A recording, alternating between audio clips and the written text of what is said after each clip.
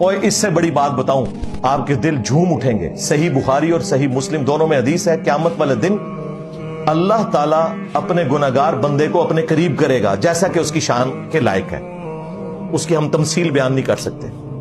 پھر اس پہ یوں پردہ ڈال لے گا اور پھر اس سے سرگوشی میں باتیں کرے گا تاکہ باقی لوگ نہ سنیں۔ اللہ تعالیٰ فرمائے گا تو نے فلاں گناہ کیا دنیا میں، وہ کہے گا یا اللہ کیا، فلاں کیا، فلاں۔